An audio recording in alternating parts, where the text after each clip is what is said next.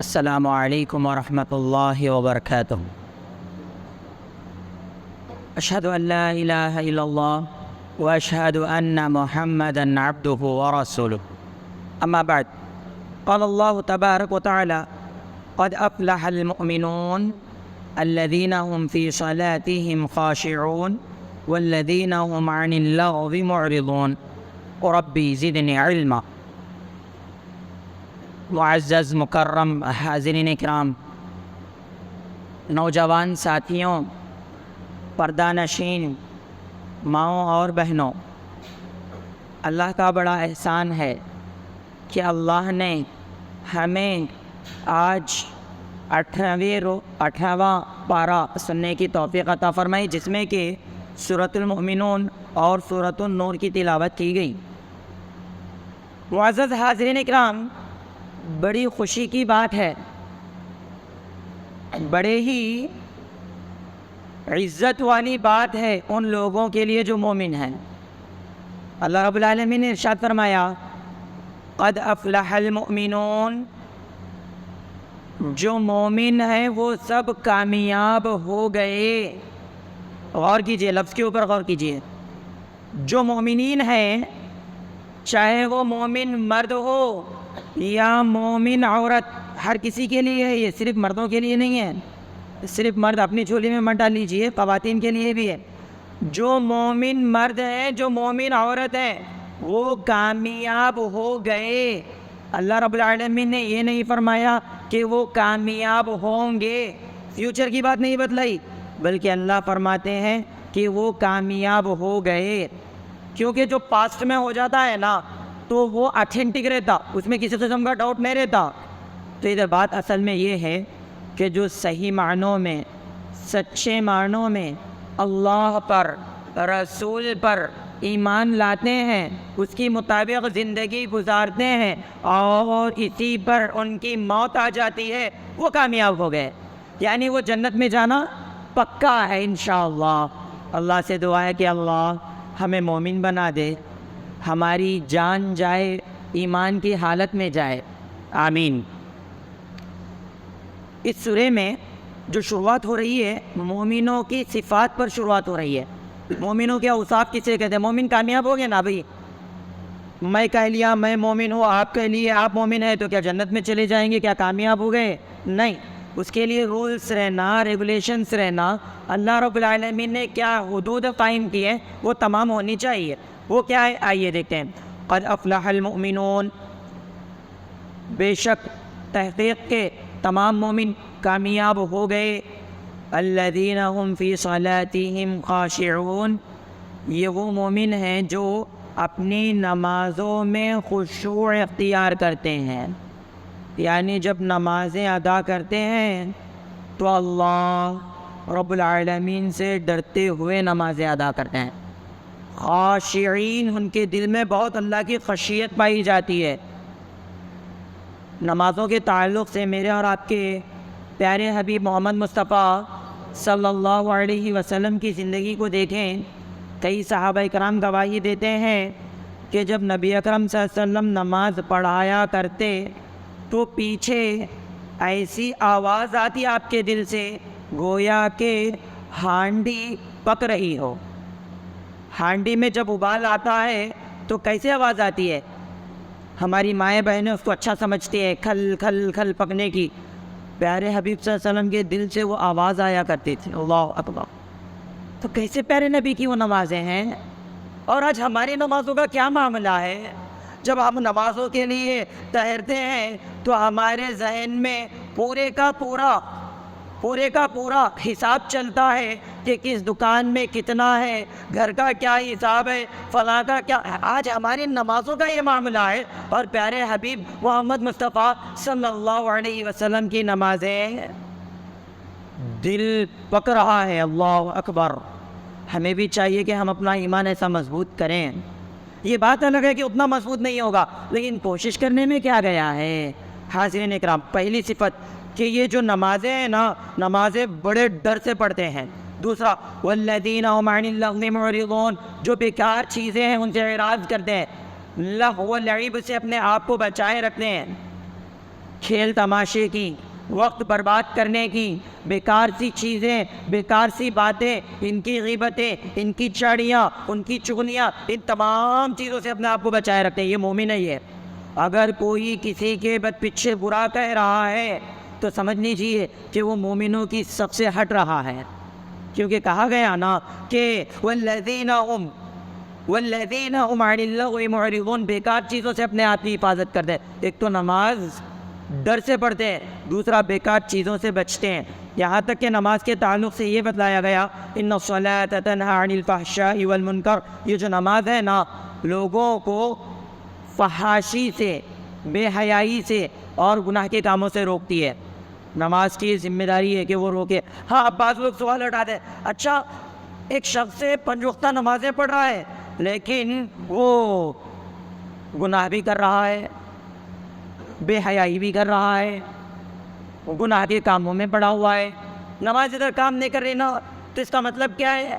کیا نماز جو نماز کے تعلق سے کہا گیا برائی بے حیائی سے روک رہی، کیا نماز یہ کام نہیں کر رہی؟ اس کا جواب یہ ہے کہ نہیں، رب کا فرمان سچا ہے.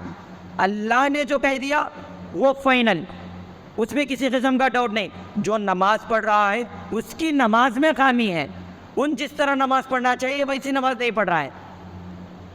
اللہ سے ڈر کر کے خشوع اور خضوع سے. کہا گیا نا کہ عبادت اس کو احسان اسے کہتے ہیں کہ گویا کہ وہ اللہ کو دیکھ رہا ہے، اس حساب سے اس کی عبادتیں نہیں ہو رہی ہیں. اگر اس کے پاس وہ ایمان نہیں تو وہ یہ تو تصور کرے کہ اللہ اسے دیکھ رہا ہے لیکن اس کی نمازوں میں وہ معاملہ نہیں ہے. تو لہٰذا نماز اللہ سے ڈر کر کے ادا کرنی چاہیے. اس کے بعد کہا گیا والذین هم للزکاۃ فاعلون، اور جو لوگ زکوٰۃ دینے والے ہیں، زکوٰۃ کے مسئلے میں بہانے بازی نہیں کرتے. 7.5 تولہ سونا ہو گیا، اس سے زیادہ ہو گیا، اور چاندی 52 تولے یا اس سے زیادہ ہو گئی، بغیر کسی بحث مباحثے کے دور حاضر کے حساب سے کتنا ہو رہا ہے کیلکولیٹ کرتے ہیں، فوراً زکوٰۃ تقسیم کر دیتے ہیں، بانٹ دیتے ہیں. یہ مومن ہوتے ہیں.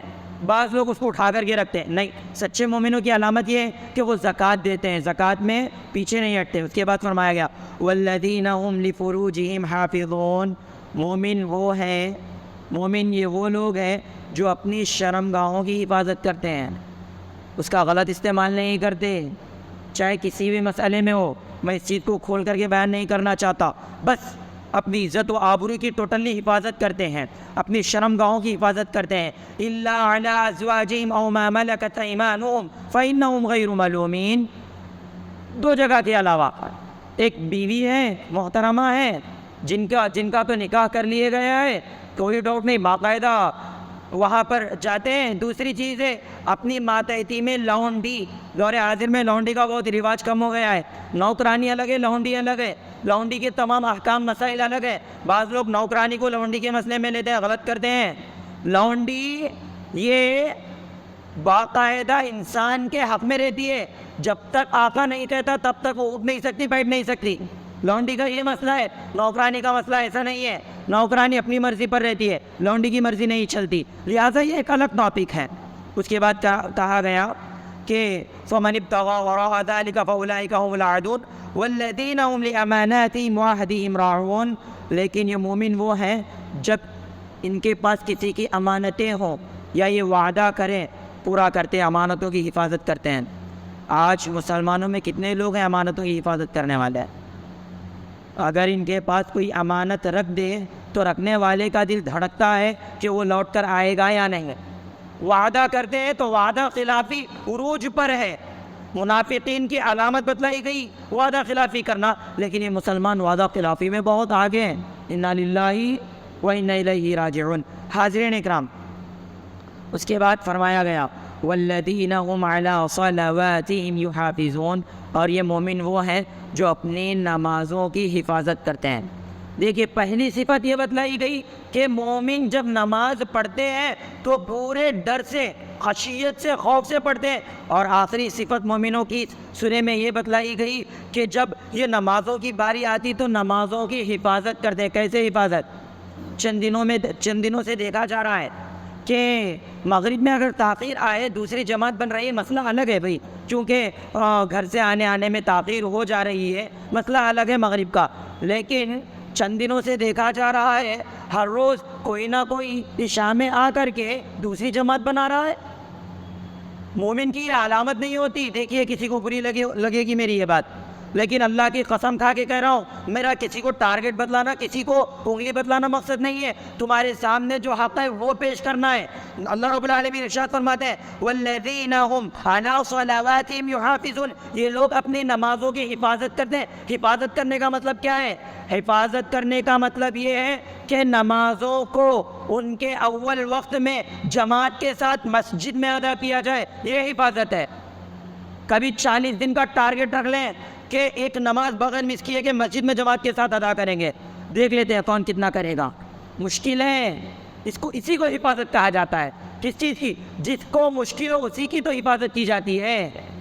جس چیز کی حفاظت ہو اسی کی تو حفاظت کی جاتی ہے. یہ نماز ہے. لیکن آج ہمارا معاملہ کیا ہے بھائی؟ مغرب میں بات الگ ہے، چلیے افطاری کر رہے ہیں تاخیر. عشاء میں بھی یہ مسئلہ ہے. ارے عشاء میں تو اور جلدی حاضر ہونا چاہیے، کیونکہ نماز کے فوری بعد سنت پڑھ کر کے تراویح میں ٹھہرنے کا رہتا ہے. اگر ہم دوسری جماعت بنا رہے ہیں تو اب بہت سے جنے وہ مثال وہ دلیل لے کر کے آتے ہیں. ایک صحابی جو ہے نا سفر سے آئے تھے اور وہ آپ سے وسلم نے فرمایا دوسرے صحابی کو چلو ان کا ساتھ دو، دوسری جماعت بنانے کی دلیل مل رہی. ہاں مل رہی بھائی، لیکن کون سے موقع پہ مل رہی؟ گپ شپ لڑاتے ہوئے اپنا وقت برباد کر کے، یہ وہ بیکار کے کاموں میں اپنے وقت کو برباد کر کے مسجد میں آ کے دوسری جماعت، کیا اس کی دلیل ہے یہ؟ بھائی اس چیز کی دلیل نہیں. کوئی سفر پر جائے یا کوئی اتنی مجبوری میں اٹک جائے کہ وہ جماعت میں حاضر نہیں ہو سکتا، مجبوری کی بات ہے. اور ہمارے آج اہل حدیث عوام کیا کرتے ہیں؟ مجبوری کی چیز کو ہر جگہ استعمال کرتے ہیں. بیوقوفی کی حد ہے یہ، ایسا کرنا نہیں چاہیے. بھائی کسی مشکل میں پڑے ہوئے ہیں تب آ کر کے دوسری جماعت بنا رہے ہیں، مسئلہ الگ ہے.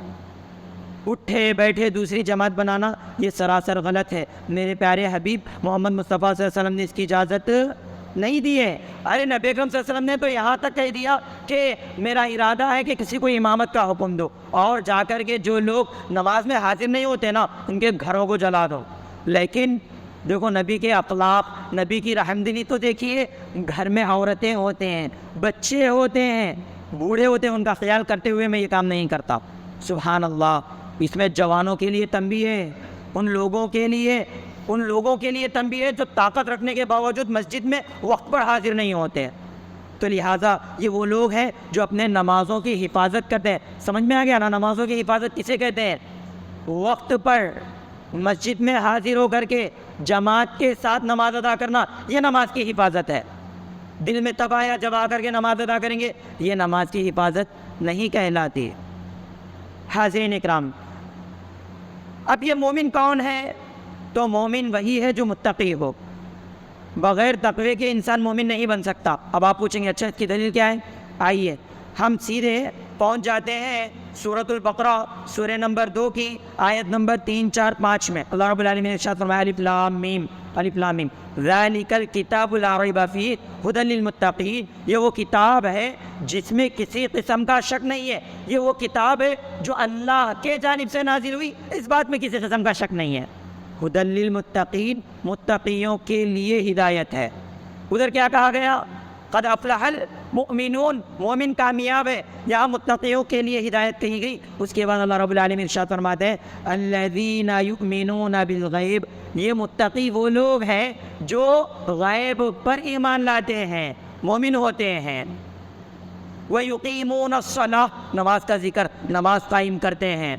وَمِمَّا رَزَقْنَاهُمْ يُنْفِقُونَ، زکوٰۃ کا ذکر، اللہ نے انہیں جو بھی دیا ہے اس میں سے خرچ کرتے ہیں. اس میں زکوٰۃ بھی آ گیا، صدقہ و خیرات بھی آ گئے. وَالَّذِينَ يُؤْمِنُونَ، اور ایمان رکھتے ہیں ان باتوں پر جو ان پر نازل کی گئی ہیں. انزل الیک وما انزل من قبلک، یعنی ان کے پاس جو نازل کی گئی ہے کتاب قرآن مجید پر، اور جو ان سے پہلے نازل کیے گئے تمام انبیاء ان پر نازل شدہ کتاب ہے، ان تمام پر ایمان رکھتے ہیں. وبالآخرۃ ہم یوقنون، اور آخرت کے دن پر یقین رکھتے ہیں. سبحان اللہ. اس کے بعد کیا کہا جا رہا ہے؟ اولئک علی ھدی من ربہم، یہ وہ لوگ ہیں جو اپنے رب کی جانب سے ہدایت یافتہ ہیں. یہی وہ لوگ ہیں جو ہدایت یافتہ ہیں. وَأُولَٰئِكَ هُمُ الْمُفْلِحُونَ, یہی لوگ کامیاب ہیں, مفلحون, فلاح پانے والے ہیں. ادھر کیا کہا گیا تھا سورہ مومنون میں؟ قد افلح المؤمنون, مومن کامیاب ہو گئے. ادھر کہا جا رہا ہے اولئک هم المؤمنون هم المفلحون, یہ وہی لوگ ہیں جو کامیاب ہیں. تو کیا پتہ کیا چلا؟ اگر کوئی یہ شخص کہے کہ میں لا الہ الا اللہ پڑھ لیا, محمد رسول اللہ پڑھ لیا, ایمان کے جو 6 ارکان ہیں, اللہ پر ایمان لانا, فرشتوں پر ایمان لانا, رسولوں پر ایمان لانا, ان پر نازل کردہ آسمانی کتابوں پر ایمان لانا, اچھی بری تقدیر پر ایمان لانا, قیامت کے دن پر ایمان لانا, ان پر ایمان لا لیا ہوں اسی لیے میں مومن ہوں, ایسی بات نہیں ہے. اس کے ساتھ اللہ کا تقوی بھی ہونا چاہیے, اللہ کا ڈر بھی اس کے دل میں ہونا چاہیے. تو حاضرین اکرام, تو سورۃ المؤمنون بہت اہم سورت ہے, اسی لیے اس کا نام ہی المؤمنون رکھا گیا. حاضرین اکرام, اس میں مومنوں کی صفت بتلائی گئی جسے ہمیں اپنانا چاہیے. اس کے بعد اللہ رب العالمین نے ارشاد فرمایا اولئک هم الوارثون, یہی لوگ جنت کے وارث ہیں. بعض لوگ کہتے ہیں کہ میں اللہ سے لڑ کر کے چلا جاؤں گا جنت میں, یہ کہہ کر کے کہ میرے باپ کی جنت ہے بول کر کے جاتے ہیں جنت میں. وہ اس قسم کا شعر ہے. وہ اللہ سے کہہ کر کے جاتے کہ میرے باپ آدم علیہ السلام اس جنت سے آئے تھے, لہٰذا میں اس جنت کا وارث ہو چلے جاؤں گا. زبان سے نہیں ہوتا. آدم علیہ السلام جیسا اللہ سے ڈرنے والے تھے, آدم علیہ السلام جیسا اللہ کے بتائے ہوئے راستے پر چلنے والے تھے, ویسا آج کے بھی اس انسان کو چاہیے کہ اللہ رسول اللہ محمد صلی اللہ علیہ وسلم نے جو راستہ بتلایا اس راستے پر چلیں, تب جا کر کے وہ کامیاب ہوں گے. کہا گیا کہ یہ جنت کے وارث ہیں, اور اس جنت کے جو جنت الفردوس ہے اس جنت کے وارث ہیں جس میں وہ ہمیشہ ہمیشہ رہیں گے. اور جنت الفردوس وہ جنت ہے جس کے نیچے نہریں بہ رہی ہوں گی. 4 قسم کی نہریں, 4 قسم کی نہریں اس جنت سے بہ رہی ہوں گی. وہ کون سے 4 نہریں؟ دودھ, شراب, پانی, شہد, 4 نہریں اس جنت سے بہ رہی ہوں گی. سبحان اللہ. لہٰذا اس جنت میں جانے کے لیے کیا مومن بنیں گے؟ انشاءاللہ, انشاءاللہ مرنے سے پہلے ہمیں چاہیے کہ ہم مومن بن جائیں. ابھی سے موقع ہے, ابھی سے موقع ہے, اس موقع کو غنیمت جانیے. اگر ہم آج اپنے اس موقع کو گنوا لیں گے, دوبارہ پھر یہ موقع نہیں ملیں گے, دوبارہ پھر یہ موقع نہیں ملیں گے. لہٰذا ہمیں اس موقع کو غنیمت جاننا چاہیے اور اس کے مطابق اپنی زندگی کو ڈھالنا چاہیے. اس کے بعد سورۃ المؤمنون میں انسان کی تخلیق ایمبرولوجی کے تعلق سے پورا بتلایا گیا کہ ماں کے پیٹ میں بچے کی کیسے تیاری ہوتی ہے, اور اللہ رب العالمین کیسے کیسے شکل میں بچے کو بناتا ہے, پھر کس طریقے سے اس کا جنم ہوتا ہے. اللہ رب العالمین نے پورا نقشہ اس کی بات کی آیتوں میں کھینچ دیا ہے. جو بھی نالجبل پرسنس ہے, خود کو زیادہ علم والے سمجھتے ہیں, اس کی تفسیر ایک بار ضرور پڑھ لیجئے گا تاکہ آپ کے ایمبرولوجی میں آپ کو زیادہ فائدہ ملے گا. سورۃ المؤمنون سورہ نمبر 23 کی آیت نمبر 12, 13, 14, 15 ضرور پڑھ لیجئے گا. اس کے بعد اب ہم سیدھے ہماری والدہ محترمہ عائشہ صدیقہ رضی اللہ عنہا کی طرف لوٹتے ہیں. سورۃ النور, سورہ نمبر کتنا ہے؟ سورۃ النور سورہ نمبر 24, 24. یہاں جتنے موجود ہیں ان تمام سے گزارش کرتا ہوں, جتنے یوٹیوب پر سننے والے ہیں ان تمام سے گزارش کرتا ہوں, جتنی ہماری مائیں بہنیں وہاں بیٹھ کر سن رہی ہیں ان تمام سے گزارش کرتا ہوں, اور میری یہ آواز جن جن بھائیوں بہنوں تک پہنچے ان تمام سے گزارش کرتا ہوں سورۃ النساء اور سورۃ النور ضرور پڑھیے گا, ترجمے کے ساتھ پڑھیے گا. خواتین کے لیے بہت اہم صورتیں ہیں یہ. اس سورے میں واقعہ افک کی طرف اشارہ کیا گیا ہے. اس سورے میں ایک آیت ہے سورۃ النور, آیت النور بول کر کے, اس کی تو تفصیل گھنٹے ہو جائے گی, لہذا واقعہ افک کے اوپر میری بات ختم کرتا ہوں. اللہ رب العالمین نے ارشاد فرمایا ان الذین جاؤوا بالافک عصبۃ منکم, یقیناً جن لوگوں نے ایک بہت بڑا الزام لے کر کے آیا ہے, تہمت لے کر کے آیا ہے, وہ تم میں سے ہی ایک گروہ ہے. عصبۃ ایک گروہ ہے, منکم تم میں سے, لا تحسبوه شرا لکم، اس چیز کو تم اپنے لیے برا مت سمجھو کیونکہ اس کے پیچھے بھی بہت زیادہ فوائد ہیں۔ اچھا، یہ افق کیا ہے؟ افق کہتے ہیں جو واقعہ رہتا نا، جو انفارمیشن، اس کو الٹا کر دینا، سچی بات کو الٹا کر کے اسے الٹا دکھلانا، افق کہلایا جاتا ہے۔ اچھا، اصل ماجرا کیا ہے؟ تو اس کا ماجرا یہ ہے کہ غزوہ بنو مصطلق ایک جنگ ہوئی تھی۔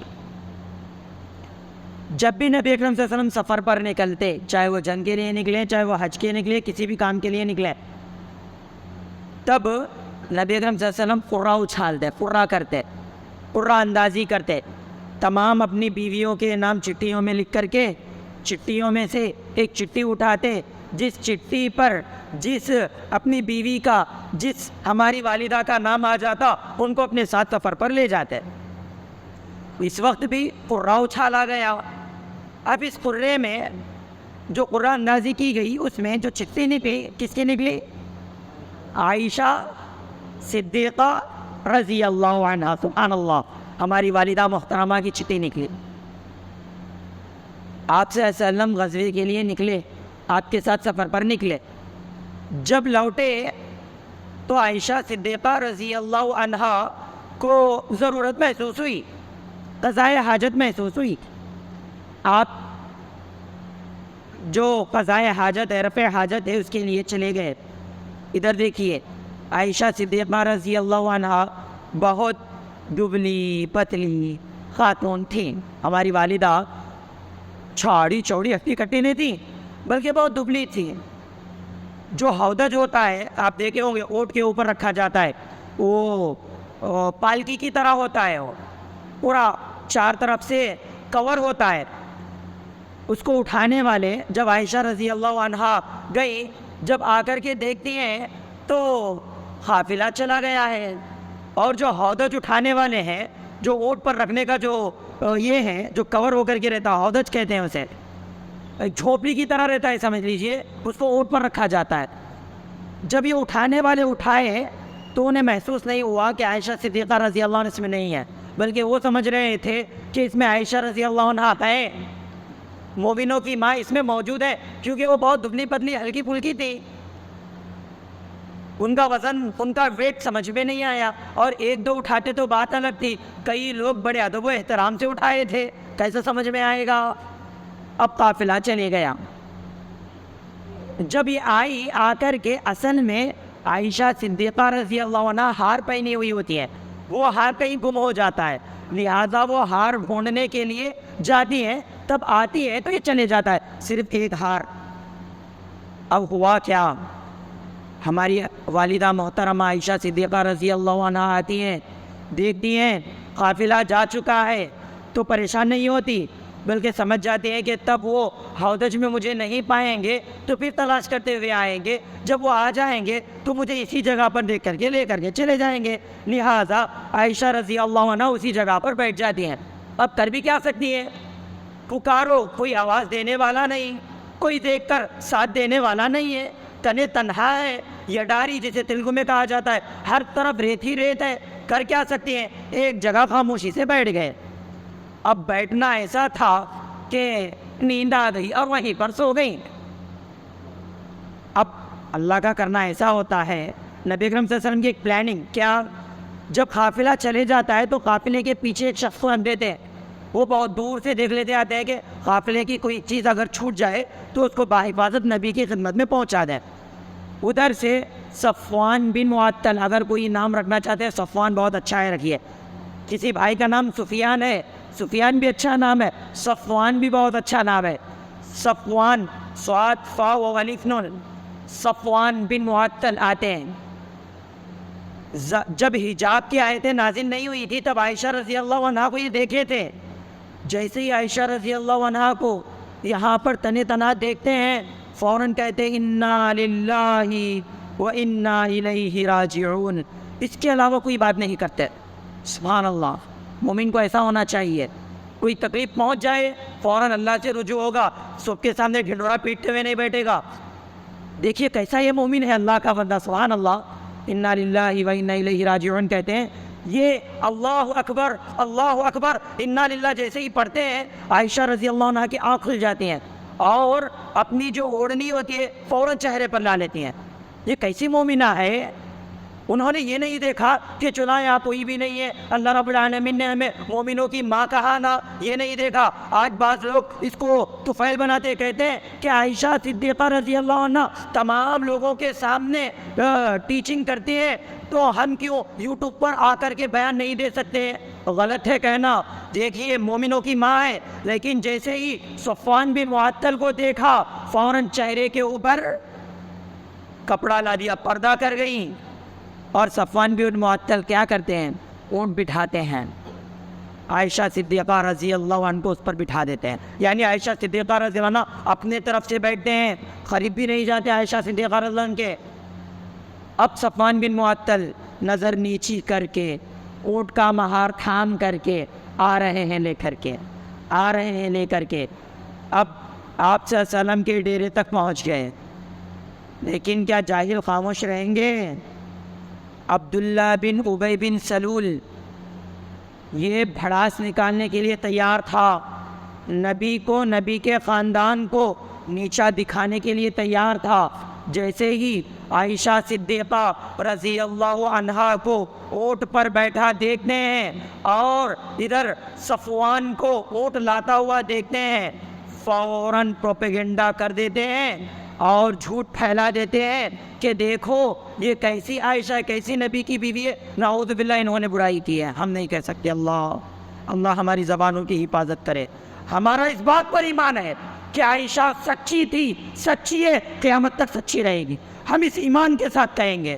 اگر کوئی اس دور کا ظالم جاہل یہ کہے گا کہ وہ عائشہ نعوذ باللہ برائی کیے تھے تو ہم اس پر لعنت بھیجتے ہیں، اس سے پہلے اسے تحفے میں نبی کی سیرت، عائشہ کی سیرت دیں گے کہ میرے بھائی پہلے تو نبی کی سیرت پڑھ لے، عائشہ کی سیرت پڑھ لے، اس کے بعد جا کر کے ان پر انگلی اٹھانا۔ کیونکہ جو کم علم ہوتے ہیں، جس کے پاس علم نہیں ہوتا، وہی عائشہ پر انگلی اٹھا سکتے ہیں، چاہے وہ شیعہ میں سے ہوں، چاہے وہ غیر مسلمین میں سے ہوں۔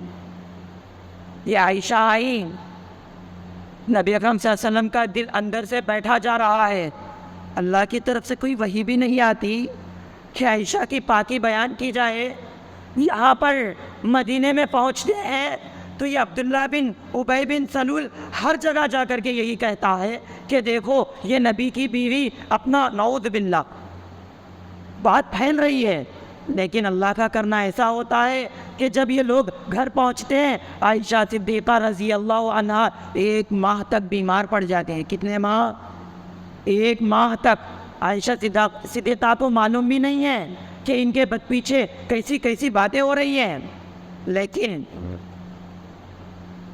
لیکن ام مصطح رضی اللہ عنہا عائشہ صدیقہ جب تندرست ہو جاتی ہیں، اس وقت میں گھروں میں قضائے حاجت کے لیے لیٹرین یا باتھ روم نہیں ہوتے تھے، کھلے میں جانا پڑتا تھا، باہر جانا پڑتا تھا۔ یہ دونوں ملے، رات کا وقت تھا، باہر گئے، قضائے حاجت کر کے لوٹ رہے تھے، تو اب عائشہ صدیقہ کو بھی پتہ چلنا نا کہ حقیقت کیا ہے۔ پہلے 1 مہینہ بیمار ہیں اور عائشہ رضی اللہ عنہ دیکھ رہی ہیں کہ نبی اکرم صلی اللہ علیہ وسلم کھل کے بات نہیں کر رہے ہیں۔ نبی اکرم صلی اللہ علیہ وسلم پہلے جس طریقے سے محبت سے پیش آتے تھے، آپ کی اس محبت میں کچھ کمی آ گئی ہے۔ یہ کیا ماجرا ہے؟ پہلے یہ دکھ، یہ غم عائشہ صدیقہ کو کھا رہا ہے، ابھی انہیں اس الزام کے بارے میں نہیں پتہ ہے۔ اب ہوتا کیا ہے، ام مصطح ان کے پیر میں چادر آ جاتی ہے اور وہ فوراً نیچے گر جاتے ہیں۔ کون گر رہے ہیں؟ یہ کیسی خاتون ہے دیکھیے، یہ بات میں اس لیے کہا کیونکہ آگے بتلاؤں گا۔ گر رہی ہیں، جیسے ہی گرتی ہے فوراً کہتے ہیں تعیسہ مصطح، تعیسہ مصطح، مصطح ہلاک ہو جائے، مصطح برباد ہو جائے۔ یہ مصطح کون ہے پتہ ہے؟ یہ اسی خاتون کے بیٹے ہیں۔ کس کے؟ ام مصطح کے بیٹے ہیں، جو زمین پر گرے نا، انہی کے بیٹے ہیں، اور ان پر یہ بد دعا بھیج رہی ہیں۔ کیا کوئی ماں اپنے بیٹے کو بد دعا دے گی؟ سوچ کر دیکھیے، اپنی کوئی ماں اپنے سگے بیٹے کو بد دعا دے سکتی ہے؟ نہیں دے سکتی، اس کا دل گوارا نہیں کرتا بیٹا لاکھ اس کے پیٹ میں لات مارے، بیٹا لاکھ اسے جھنکی دے، بیٹا لاکھ اسے پریشان کرے، بھوکا رکھے، لیکن ماں اپنے بیٹے کو بد دعا نہیں دے گی۔ لیکن یہاں ام مستح اپنے بیٹے کو کہہ رہے تعیسا مستح، مستح ہلاک ہو جائے، مستح برباد ہو جائے، مستح ہلاک ہو گیا۔ عائشہ صدیقہ پریشان ہو کر کے کہتی ہے، اے ام مستح، یہ رشتہ دار تھی عائشہ صدیقہ کی، کہتی ہے ارے تو اپنے بیٹے کو بددعا دے رہی ہو، ارے وہ تو بڑے نیک ہیں، بڑے اچھے ہیں، آپ اس کو کیوں بددعا دے رہی ہو؟ تب ام مستح تمام بات سامنے رکھتی ہے کہ اے عائشہ، غزوہ بنی مصطلق سے جب تم لوٹ رہی تھی، آپ کے ساتھ ایسا ماجرا ہوا، کسی وجہ سے آپ اس قافلے سے جدا ہو گئی اور آپ کو صفوان بن معطل لے کر کے آئے، لیکن ان لوگوں نے آپ کے تعلق سے ایسی باتیں کہی۔ اللہ اکبر! اب سوچئے عائشہ صدیقہ کی کیا حالت ہوئی ہوگی جب ان کے تعلق سے ان کے بارے میں برا کہا گیا، ان پر الزام لگائے گئے، لیکن تحقیق بھی تو کرنی تھی نا۔ یہ تمام سن کر کے گھر آتی ہیں، شام کا وقت ہے یا کوئی ایک وقت ہے، نبی اکرم صلی اللہ علیہ وسلم آئے، ام مستح عائشہ صدیقہ آپ صلی اللہ علیہ وسلم سے اجازت چاہتی ہے کہ اللہ کے رسول میں گھر جانا چاہتی ہوں، میں اپنے ماں باپ کے پاس جانا چاہتی ہوں، لہٰذا مجھے اجازت دے دیجیے۔ نبی اکرم صلی اللہ علیہ وسلم بھی کیا کر سکتے ہیں، فوراً اجازت دے دیے۔ سوچئے واقعے کے ایک مہینے تک وہی نازل نہیں ہوئی، یہاں پر پورے مدینہ میں عجیب ماحول بن چکا ہے، شک و شبے کا ماحول بن چکا ہے، مومنین گھر سے نہیں نکل رہے ہیں، سچے مومنوں کی یہ حالت ہے کہ وہ اپنے گھروں میں دبکے ہوئے ہیں کہ کہیں اس فتنے میں نہ آ جائیں۔ آپ صلی اللہ علیہ وسلم اجازت دیتے ہیں، عائشہ صدیقہ گھر آتی ہیں، لگاتار 2 دن، صحیح بخاری کتاب الغزوات میں اس کا تذکرہ ہے، لگاتار 2 دن عائشہ صدیقہ کے آنکھوں سے آنسو نہیں رکتے۔ اللہ اکبر! 2 دن، ایک نہیں بھائی، ایک نہیں، 2 دن تک عائشہ صدیقہ کی آنکھوں سے آنسو نہیں رکتے۔ راتوں میں نیند نہیں ہے، کیسے نیند آئے گی؟ ارے یہ تو سید البشر امام الانبیاء محمد صلی اللہ علیہ وسلم کی زوجہ محترمہ ہے، سب سے پیاری محترمہ ہے، اور سونے پر سہاگا یہ کہ تمام بیویوں میں سوائے ان کے کوئی کنواری نہیں ہے، یہی کنواری تھیں۔ ایسی زوجہ کے اوپر اتنا بڑا الزام، راتوں میں نیند نہیں، بھوک نہیں، پیاس نہیں، صرف روئے جا رہی ہیں۔ 2 دن ہو گئے، ابو سے پوچھا بات کیا ہے، ابو دلاسا دیتے ہیں، چھوڑ دیتے ہیں۔ امی سے پوچھا کہ امی کیا ماجرا ہے، امی کہتی ہیں ہاں تمہارے تعلق سے لوگوں نے یہ باتیں بنائی ہوئی ہیں، لیکن یہ منافق ہے، ان کی باتیں چھوڑو۔ اب نبی اکرم صلی اللہ علیہ وسلم اپنی کارروائی شروع کرتے ہیں، علی رضی اللہ عنہ کے پاس جاتے ہیں، علی عائشہ کے بارے میں آپ کا کیا خیال ہے؟ علی رضی اللہ عنہ کھلے الفاظ میں نہیں، انڈائریکٹلی کچھ مشورہ دیتے ہیں۔ نبی اکرم صلی اللہ علیہ وسلم بریرہ رضی اللہ عنہا کے پاس آتے ہیں، بریرہ اچھا نام ہے، دیکھیے اپنی بچیوں کا نام رکھ سکتے ہیں۔ بریرہ آئی، بریرہ کے پاس آپ آئے، کہا اے بریرہ، عائشہ صدیقہ رضی اللہ عنہا کے تعلق سے آپ کا کیا خیال ہے؟ بریرہ کہتی ہے کہ اللہ کے رسول میں نے انہیں ہمیشہ اچھا پایا ہے، ان میں کوئی خامی، کوئی عیب میں نے نہیں پایا۔ ارے یہ عائشہ تو وہ عائشہ ہے، یہ عائشہ اتنی نادان ہے کہ جب روٹی کے لیے آٹا گوندتی تو گوندتے ان کی آنکھ لگ جاتی اور سو جاتی، اور بکری آ کر کے وہ آٹا کھا بھی جاتی اور انہیں اس کا خیال بھی نہیں ہوتا۔ اتنی معصوم، اتنی بے داغ، اتنی معتبر، اتنی اچھی یہ عائشہ ہے، ان میں نے کوئی خامی نہیں پائی۔ حاضرین اکرام، اس کے بعد نبی اکرم صلی اللہ علیہ وسلم عائشہ صدیقہ رضی اللہ عنہا کے پاس آتے ہیں۔ عائشہ رضی اللہ عنہا اپنے بستر پر لیٹی ہوئی ہے، روئی جا رہی ہے، آنکھوں سے آنسو نہیں رک رہے ہیں۔ نبی اکرم آتے ہیں اور کہتے ہیں اے عائشہ، اگر آپ نے کوئی گناہ نہیں کیا ہے تو اللہ رب العالمین آپ کی برات کرے گا، لیکن ہاں اگر آپ سے کوئی غلطی ہو گئی ہو، گناہ ہو گیا ہو، اللہ کی بارگاہ میں آپ اللہ سے معافی مانگ لو، اللہ گناہ کو قبول کرنے والوں اور توبہ مانگنے والوں کی توبہ قبول فرماتے ہیں۔ عائشہ رضی اللہ عنہ فرماتی ہے جیسے ہی آپ نے یہ بات سنی آپ کے آنکھوں کا پانی رک گیا، گویا کہ کبھی آنکھوں میں پانی ہی نہیں تھا۔ کیا معمولی بات؟ ارے یہ اپنے ہر دل عزیز زوج اپنے پیارے حبیب آخری نبی محمد صلی اللہ علیہ وسلم کے اپنے شوہر کی زبان یہ بات سن رہی ہے، اگر تم سے گناہ ہو چکا ہے تو اللہ سے معافی مانگ لو۔ کیا یہ الزام کی بات ہو گئی؟ اس سے عائشہ نے اندازہ لگا لیا کہ کتنی گہری، کتنی دور تک یہ بات چلی گئی ہے۔ اب اس پر عائشہ رضی اللہ عنہا اپنی والدہ کی طرف، اپنے والد ابو بکر صدیق کی طرف پلٹتی ہیں اور کہتے ہیں ابو میری جانب سے آپ جواب دیجئے، یعنی میری طرف سے آپ سپورٹ میں کہیے کہ میں ایسی نہیں ہوں۔ ابو بکر صدیق کہتے ہیں کہ میں کچھ نہیں کہہ سکتا، اللہ جانتا ہے یہ مسائل کیا ہیں، میں اپنی طرف میں کچھ نہیں کہہ سکتا، آپ کا سپورٹ بھی نہیں کر سکتا، میں ایسی سچویشن میں ہوں کہ کیا کروں سمجھ نہیں آ رہا ہے۔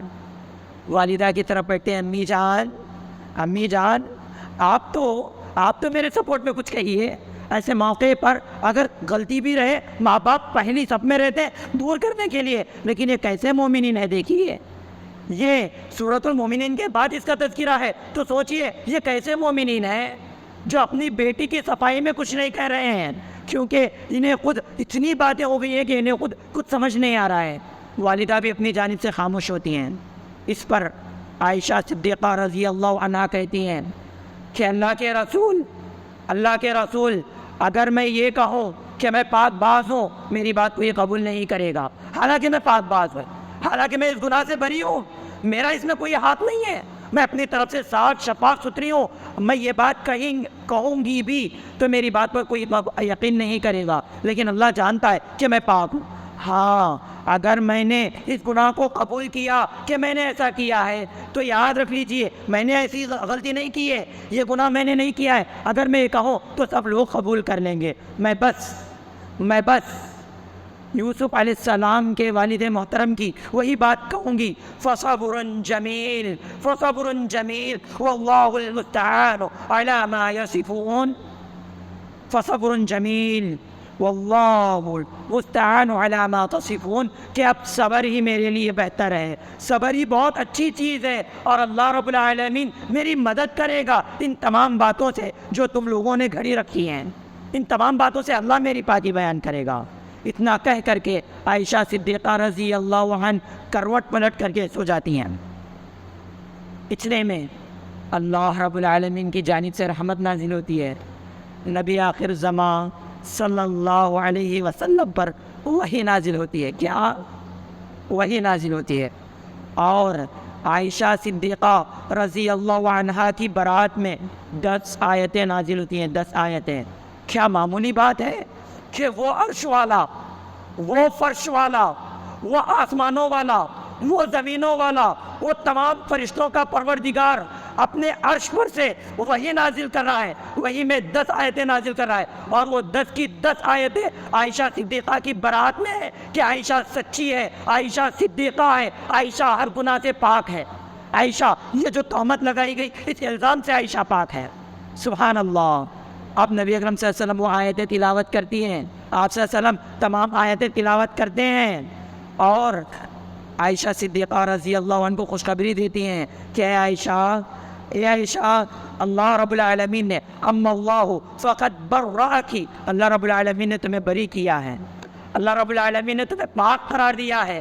جب اللہ کی طرف سے تمہارے تعلق میں گواہی آ جائے ان تمام دنیا والوں کی گواہی ہیچ ہے، حقیر ہے، بیکار ہے۔ عرش والے نے عائشہ صدیقہ کے لیے برات کا اعلان کر دیا۔ اب ہوا کیا؟ والدہ بہت خوش ہوئی، کہا کہ عائشہ چلو اٹھو نبی اکرم صلی اللہ علیہ وسلم کا شکریہ ادا کرو۔ کتنی بڑی خوشی کی بات ہے نا، عرش والے نے اس فرش والے نبی پر اپنی آیتیں نازل کر دیں، کتنی خوشی کی بات ہے۔ ماں باپ کو اس سے بڑی کیا خوشخبری چاہیے کہ اللہ نے ان کی بیٹی کی برات ظاہر کی ہے، ان کی بیٹی کو پاک باز قرار دیا ہے۔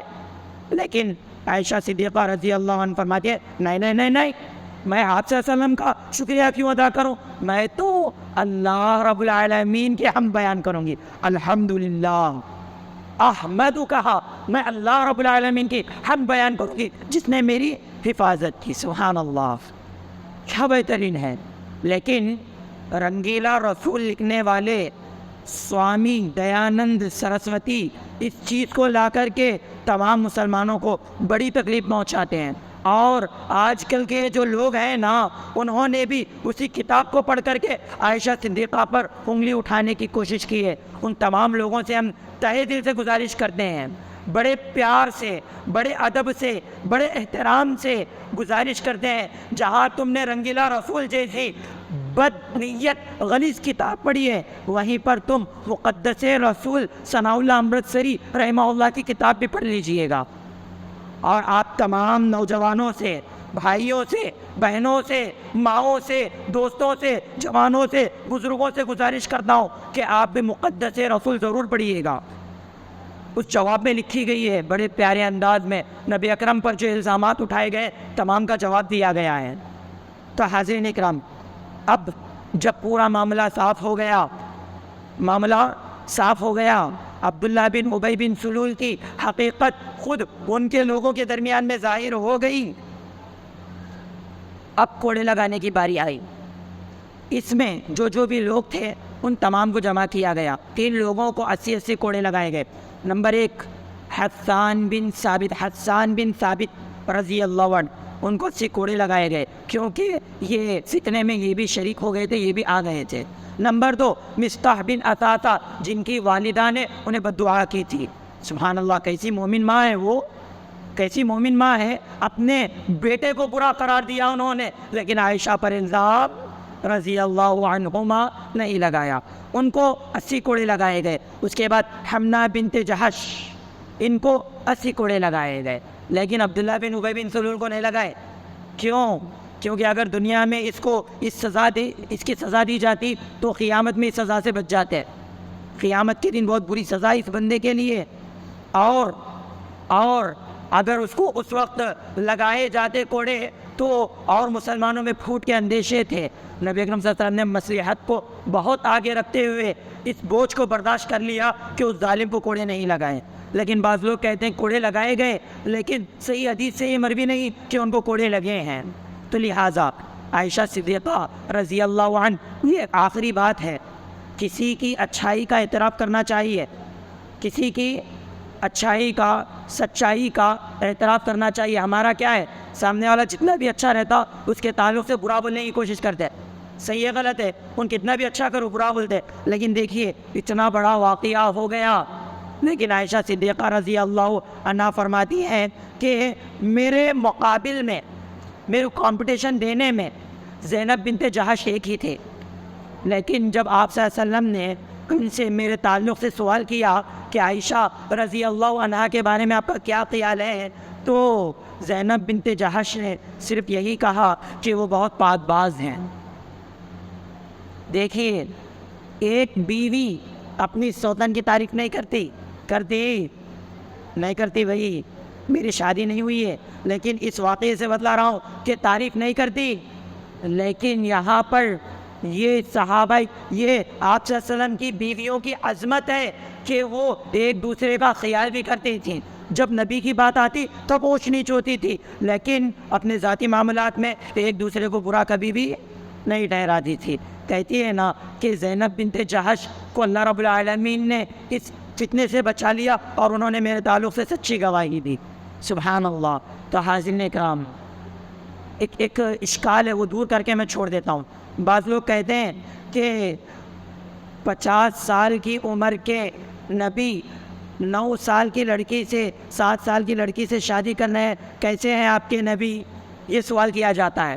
تو ہم ان کو محبت سے جواب دیں گے کہ بھائی یہ جنریشن وہ جنریشن الگ ہے. ایک نمبر 2, ہندوستان کی غذا اور سعودی عرب کی غذا الگ ہے.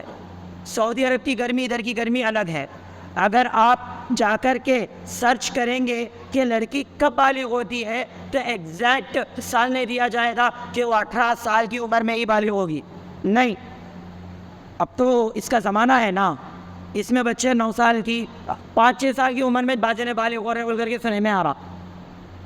سمجھ رہے بات تو؟ اب وہ تو عرب کا ماحول ہے، عرب میں بھی گرمی بہت زیادہ، اس میں بھی کھجور کا استعمال زیادہ. خود یہ تو دیکھیے عائشہ صدیقہ رضی اللہ عنہ فرماتی ہے کہ کئی مہینے یا کئی دن ہم دو چیزوں پر گزار دیتے، دو کالے چیزوں پر. نمبر 1 کھجور، نمبر 2 پانی. اب سوچئے کھجور کتنا گرم ہے، کھجور بہت گرم ہوتا ہے. بعض عرب کی خواتین حاملے کو حاملہ گرانے کے لیے ابارشن نہیں کراتے، بلکہ حد سے زیادہ کھجور کھا جاتے ہیں تاکہ ابارشن وہ خود بخود ہو جائے. رپورٹ آپ پڑھ سکتے ہیں. اور امام مالک رحمہ اللہ کی وفات کیسے بھی جانتے ہیں آپ؟ حدیث کی کتاب سامنے ہے، حدیث تلاش کر رہے ہیں، کھجور کا ایک ٹوکرا رکھ دیا گیا، کھجور کھا رہے ہیں، حدیث تلاش کر رہے ہیں. اتنے کھجور کھا لیے کہ اندازہ نہیں ہوا، اور انہی کھجور کی گرمی کی وجہ سے امام مسلم رحمہ اللہ کا انتقال ہو رہا ہے. بھئی ادھر کی غذائی اتنی گرم ہے، تو وہ جو 9 سال کی عمر ہے نا، اس میں لڑکیاں عام طور پر بالغ ہو جاتی ہیں. بس یہ جو غیر مسلم ہے، یہ جو جن کے پاس نالج نہیں، وہ عائشہ صدیقہ رضی اللہ عنہ کو بچی سمجھتے ہیں، اور ہم یہ خیال کرتے ہیں کہ اس عمر تک وہ بالغ ہو گئی تھی، وہ خاتون تھے. ہم انہیں عورت سمجھتے ہیں، اور احادیث سے یہی ثابت ہوتا ہے کہ عائشہ صدیقہ رضی اللہ عنہ 9 سال کی عمر میں بالغ ہو چکی تھیں. اور تم اس بات کو نہیں سمجھتے، تم لڑکی سمجھتے ہو، اس وجہ سے تم غلطی میں جا رہے ہو. بس سمجھنا چاہیے، ہر چیز کو سامنے رکھنا چاہیے. دوسری بات، اس دور میں ہندوستان کی بات لے لیں، بال وواہ کیا ہندوستان میں تھا نہ تھا؟ بال وواہ ہندوستان میں تھا نہ تھا؟ 1800 عیسوی کے ایام میں باقاعدہ بال وواہ کیا جاتا تھا. اس کی روک تھام ہندوستان میں کون کرائے؟ 18ویں صدی کے بعد راجا رام موہن رائے اس کی روک تھام کرائے کہ بال وواہ نہیں کیا جائے گا، بچیوں کی شادی بچپن میں نہیں کی جائے گی. خود جن کی تصویر نوٹ پر دکھائی جاتی ہے، انہوں نے 13 سال کی عمر میں 14 سال کی لڑکی سے نکاح کیا ہے. یہ تمام چیزیں چھوڑ کر کے پیارے نبی کریم صلی اللہ علیہ وسلم پر انگلی اٹھا رہے ہیں. کیوں؟ اگر اٹھا رہے ہیں اچھی بات ہے، چلیے آپ اپنے علم کے حساب سے اٹھا رہے ہیں، پڑھ کر کے اٹھائیے. آپ کی نبی اکرم صلی اللہ علیہ وسلم کی سیرت پڑھیے، عائشہ رضی اللہ عنہا کی سیرت پڑھیے، سعودی کی سیرت پڑھیے، کعبہ کی، ان تمام کی سیرت پڑھیں گے تو یہ اشکال نہیں اٹھے گا. بس یہ لوگ فتنہ برپا کرنے کے لیے، ہندو مسلم سکھ عیسائی کو الگ الگ کرنے کے لیے یہ فتنے پیدا کرتے ہیں. وگرنہ ہمارا یہی ایمان ہے کہ نبی اکرم صلی اللہ علیہ وسلم اور عائشہ صدیقہ رضی اللہ عنہ کی جو شادی ہوئی تھی وہ اس دور کے لحاظ سے برابر تھی، پرفیکٹ تھی، اس میں کسی قسم کا ڈاؤٹ نہیں تھا.